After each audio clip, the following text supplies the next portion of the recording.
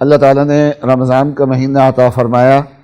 اور رمضان کی عبادت روزے رکھنے کی اللہ تعالیٰ نے توفیق عطا فرمائی، اور روزے کا مقصد تقویٰ ہوتا ہے، اور تقویٰ پیدا کرنے میں ایک اہم ترین چیز یہ ہے کہ انسان اپنی زبان کی حفاظت کرے۔ قرآن پاک میں بھی ہے یا ایھا الذین آمنوا اتقوا اللہ وقولوا قولا سدیدا، اگر تقویٰ اختیار کرنا ہو تو اپنی زبان کی حفاظت کرو۔ اور ایک حدیث شریف میں ہے کہ رسول اللہ صلی اللہ علیہ وسلم نے حضرت معاذ کو دین کا تعارف کرایا، اہم امور کا تعارف کرانے کے بعد پھر آپ نے حضرت معاذ سے خود پوچھا کہ اے معاذ، اس سارے دین کو مضبوط کرنے کا ذریعہ نہ بتا دوں میں؟ انہوں نے کہا کیوں نہیں یا رسول اللہ، ضرور بتائیے، میرے ماں باپ آپ پہ قربان ہو۔ آن صلی اللہ علیہ وسلم نے اپنے ہاتھ سے اپنی زبان کو پکڑا اور فرمایا کف علیک ھذا،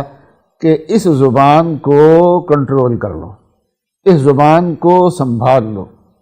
اور رسول اللہ صلی اللہ علیہ وسلم نے خصوصیت سے زبان کی احتیاط کا حکم دیا۔ رسول حضرت صلی اللہ علیہ وسلم نے ارشاد فرمایا من لم یدع قول الزور والعمل بہ، جس آدمی نے جھوٹی باتیں نہ چھوڑی، جھوٹ پہ عمل کرنا نہ چھوڑا، جیسے ملاوٹ، یہ عملی جھوٹ ہے، تو اللہ تعالیٰ کو اس کے روزے میں بھوکے پیاسا رہنے کی کوئی ضرورت نہیں ہے۔ مطلب یہ ہے کہ روزہ اللہ کے فائدے کے لیے نہیں ہے، وہ ہمارے فائدے کے لیے ہے، اور روزے کا پورا فائدہ اس وقت حاصل ہوگا جب اس کے ساتھ ساتھ زبان کی بھی احتیاط کی جائے۔ ایک تو ہمیں اب روزے کے ساتھ ساتھ زبان کی احتیاط کرنی چاہیے،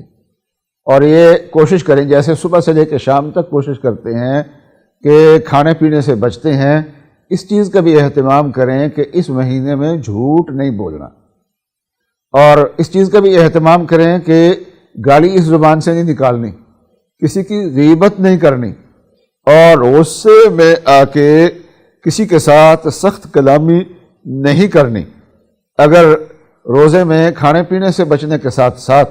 زبان کی بھی ہم ساتھ ساتھ احتیاط کرتے رہے تو اس سے تقوی کے اندر اللہ تعالیٰ بہت زیادہ ترقیات عطا فرمائیں گے، اور دین انشاءاللہ بہت زیادہ مضبوط ہوگا۔ اور ویسے بھی رسول اللہ صلی اللہ علیہ وسلم کا ارشاد ہے کہ جو آدمی سچ بولنے کا اہتمام کرتا ہے اللہ تعالیٰ اس کو سچا بنا دیتے ہیں۔ تو اللہ تعالیٰ اس مہینے کی برکت سے ہماری زبانوں کو بھی سچا بنائے اور ہمارے عمل کو بھی سچا بنائے۔ خليل بالقرآن هو إمامنا على هداية الله آمتنا، كلام ربنا هدايتنا، عطاء جبريل على رسولنا.